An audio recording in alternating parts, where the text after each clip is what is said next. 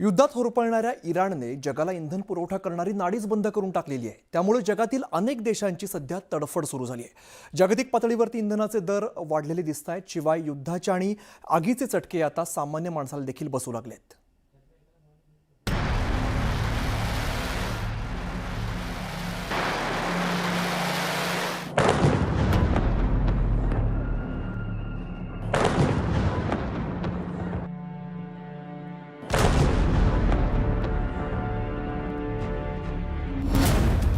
Oil choke point, gateway of black gold, जगातील इंधन व्यापाराचा किंगमेकर।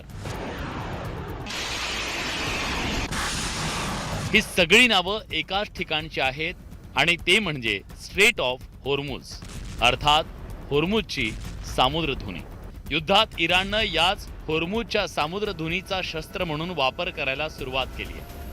हा केवळ एक समुद्र मार्ग नाहीये, तर जगातील इंधन व्यापाराचा अनभिषिक्त सम्राट आहे। या होर्मुझ सामुद्रधुनीच्या उत्तरेला इराण, दक्षिणेला ओमान आणि UAE हे देश आहेत। समुद्रातील हे अंतर जवळपास 161 किलोमीटर इतकं आहे, तर या सामुद्रधुनीची रुंदी केवळ 33 किलोमीटर इतकी आहे। या खाडीत समुद्र उथळ असल्यानं मोठ्या जहाजांना केवळ 3 किलोमीटर रुंदीच्या परिसरातून मार्ग काढावा लागतो।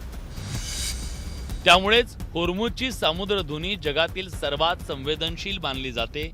इराण युद्धात अवघ्या जगाचं लक्ष या सामुद्रधुनीकडे लागलंय, पण अशा प्रकारची परिस्थिती काही पहिल्यांदाच निर्माण झालीये असं नाहीये।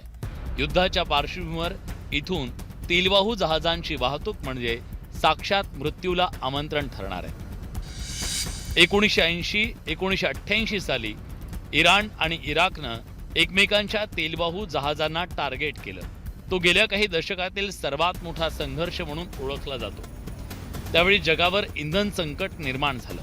1988 साली अमेरिकेच्या USS वेनकेनस या युद्धनौकेनं चुकून इराणचं प्रवासी विमान पाडलं। त्यात 290 विमान प्रवासी ठार झाले। त्यावेळी इराण आणि अमेरिकेच्या दरम्यान मोठा तणाव निर्माण झाला होता। होर्मुझच्या सामुद्रधुनीत तो तणाव पाहायला मिळाला होता।